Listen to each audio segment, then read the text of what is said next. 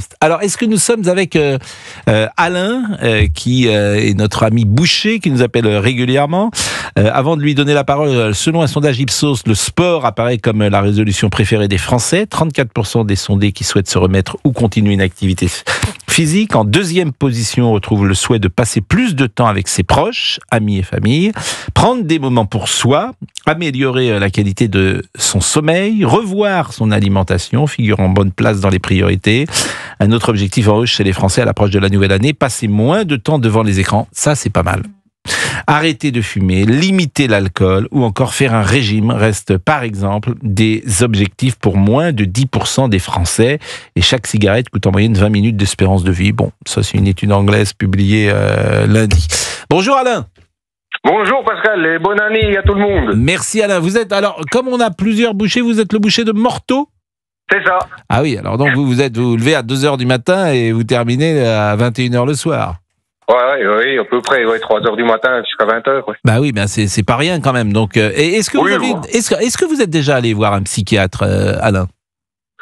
Non. Est-ce que vous, dans votre vie, lorsque vous avez traversé, pourquoi pas, des difficultés, est-ce que vous êtes plutôt, dans certaines générations, on n'en parlait pas, on gardait tout pour soi, ou est-ce que vous êtes plutôt expansif à vouloir en parler à un professionnel qui peut vous aider? Moi, j'ai traversé des grosses difficultés dans ma jeunesse et j'en ai pas parlé. J'ai tout gardé pour moi et puis j'ai commencé à en parler il y a quelques années et puis je suis même allé voir une hypnothérapeute qui m'a fait beaucoup de bien. C'est marrant parce que j'entends beaucoup cela, l'hypnose. Je ne sais pas ce que vous en pensez d'ailleurs, Monsieur Le Joyeux, mais je suis frappé. J'ai un témoignage que j'ai entendu dans cette période de Noël d'une personne, un homme en l'occurrence, qui disait qu'il avait été voir un hypnothérapeute sans doute et qu'il s'était il s'était effondré, il avait pleuré longtemps et qu'il se sentait mieux depuis. Alors moi j'aime bien l'idée que l'hypnothérapeute est une pratique validée, qu'il soit ou psychologue ou médecin, qu'il soit un peu encadré. Moi j'ai pas totalement confiance quand on ne sait pas d'où il vient, comme vous disiez tout à l'heure. S'il a écrit sur sa porte hypnothérapeute parce qu'il a lu un ou deux livres d'hypnose, je suis moins en confiance. Et puis sur ce que dit Alain, il y a deux choses. Il y a les difficultés de la vie dont on peut parler, dont on doit parler, soit à ses proches, soit à un professionnel.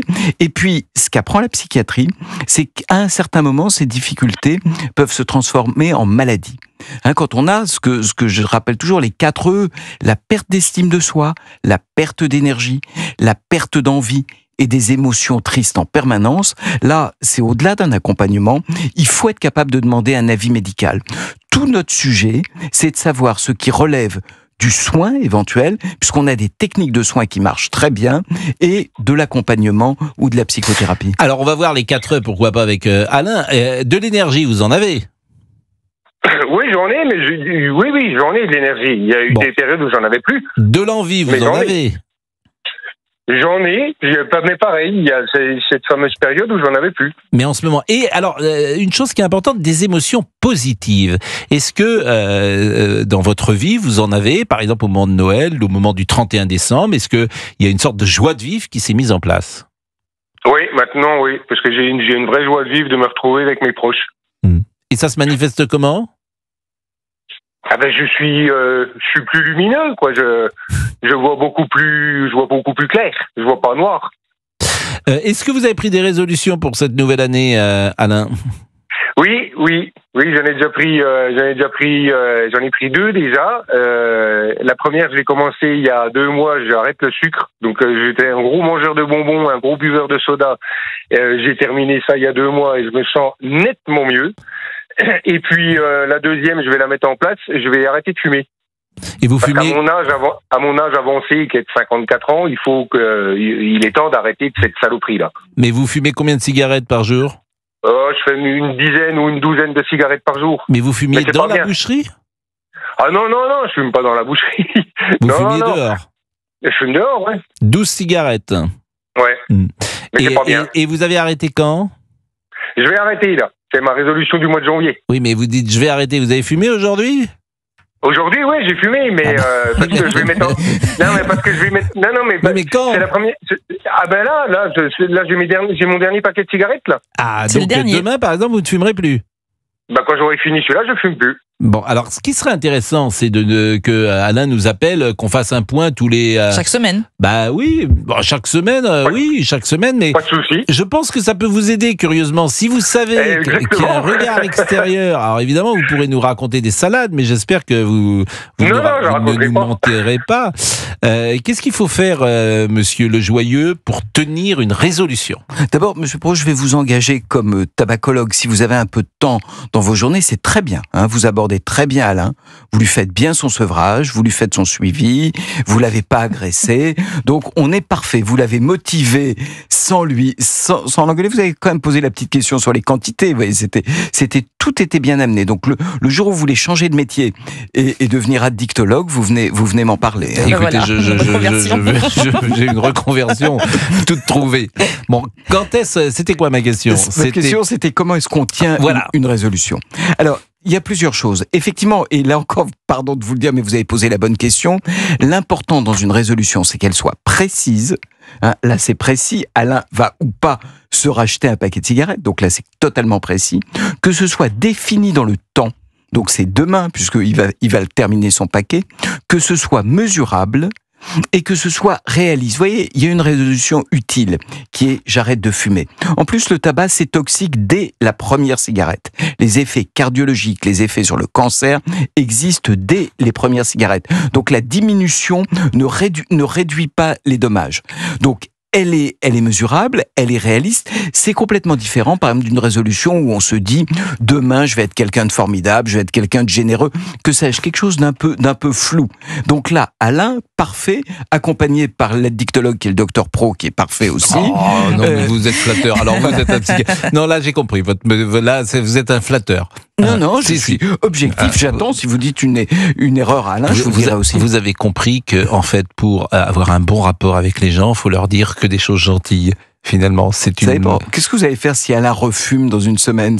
Mais Alain ne refumera pas parce qu'Alain a de la volonté et j'ai vu que au timbre de votre voix qu'il y avait une détermination et que cette détermination ne faiblira pas. Il verra aussi les bienfaits. Vous voyez, nous on apprend qu'on dit pas volonté, mais qu'on dit motivation. Dans la volonté, il y a une tonalité un tout petit peu morale, qui est au fond, quand je manque de volonté, je suis quelqu'un de pas bien, quand j'ai de la volonté, je suis fort. Nous, on travaille vraiment sur la motivation. Aujourd'hui, Alain est au maximum de la motivation, donc on est avec lui et il va y arriver. Bon, Alain, est-ce que la boucherie est ouverte aujourd'hui? Non, Pascal, parce que moi, c'est comme tous les ans, vu que je suis tout seul avec mon épouse, on a fermé le 21 décembre et on rouvre le 7 janvier. Ah oui, donc vous prenez là 15 jours. Et qu'est-ce que vous avez fait pendant ces 15 jours? Je suis descendu dans le sud-ouest, comme tous les ans. Et vous êtes allé où dans le sud-ouest? Vous êtes allé voir la famille? Je suis allé voir ma belle-fille, qui est la fille de mon épouse qui habite à Bayonne. Et puis, on passe les fêtes de Noël avec les enfants là-bas à Bayonne. Et j'ai un réel plaisir de me retrouver avec mes enfants ou avec mes proches là-bas. Et puis voilà, les plaisirs simples de la vie. Il faut se rendre la vie belle en 2025 avec des plaisirs simples, parce que c'est pas notre entourage, nos gouvernants et tout ça qui vont nous la rendre lumineuse. Donc rendons-nous la vie lumineuse avec ce qu'on peut, avec nos petits moyens, et tout ira bien. C'est drôle parce que l'adjectif lumineux, qui est pas si fréquent, je trouve que Alain l'a employé d'abord pour lui-même et puis aussi pour les autres à 2 ou 3 reprises, monsieur Le Joyeux. Oui, c'est effectivement très très joli. Moi, je veux donner 2 petites idées à Alain pour mettre encore plus de chance de son côté. La première, c'est que quand on est dépendant, il y a le geste, mais il y a aussi la nicotine. Donc, il ne faut pas hésiter à prendre chez son pharmacien ou ailleurs des substituts nicotiniques qui vont complètement rendre le sevrage facile. Et la deuxième chose, on s'est aperçu quand on bougeait un peu, on revient à la première résolution, quand on fait de l'activité physique, probablement qu'on augmente ses endorphines et on va rendre le sevrage moins pénible. 10 fois plus de réussite des sevrages quand on va être capable de faire en même temps un peu d'activité physique pour remplacer les effets du tabac. Écoutez, c'est un joli programme. Vous êtes où, Alain? Vous êtes retourné, vous avez quitté Bayonne ou vous êtes encore... Oui, je suis revenu dans le Doubs. Et vous avez fait le réveillon du 31 en famille, ou vous étiez déjà dans le Doubs? En amoureux. Vous êtes On l'a fait en amoureux au restaurant, comme on fait d'habitude, les deux. Nous, vous savez, moi, Séverine et moi, une fois qu'on est les deux, il nous en faut pas plus. Hein. On est heureux, on est amoureux, donc on peut être très amoureux, même encore après 20 ans, ouais, c'est pareil. Mais et comment je dirais, vous nous dites ça à nous, mais on en est persuadé, cher ami.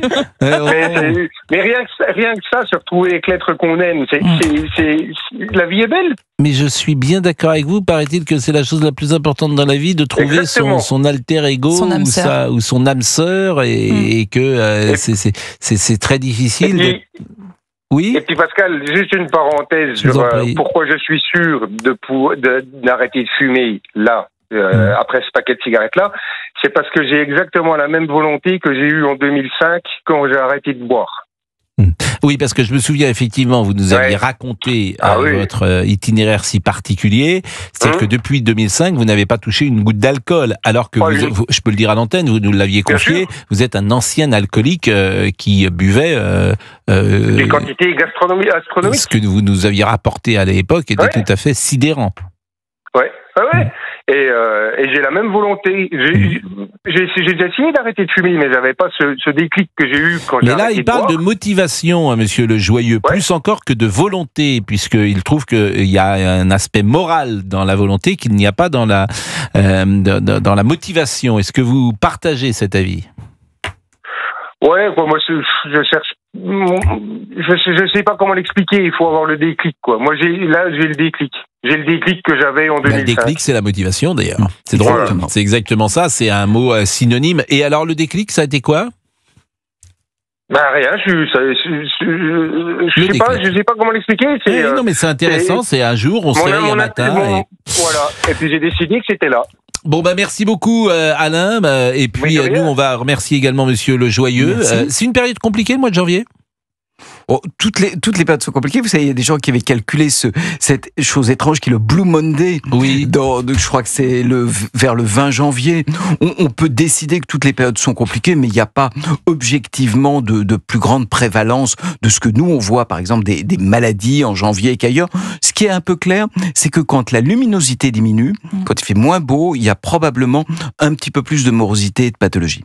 Et le mois de janvier, c'est un mois intermédiaire, puisque nous repartons évidemment vers les beaux jours, mais là on vient de quitter Noël, qui est une période agréable, et c'est un mois qui ne sert à rien, janvier. C'est assez idiot ce que je dis, mais c'est pour ça que je l'enlève, évidemment. Si on cherche des raisons d'être de mauvaise humeur, on va en trouver tout le temps. On peut aussi trouver pour ce mois de janvier, justement avec les résolutions, des motifs de bonne humeur. Est-ce que vous validez le pull-over qu'a eu à Noël, que sa grand-mère lui a offerte? Est-ce que vous aimez? Dans mon livre, une des expériences qu'on donne à l'héroïne, c'est de porter justement un pull-over difficile pour supporter le regard des autres. Il fait une expérience d'acceptation. Là, il fait un travail psychologique très, très Merci.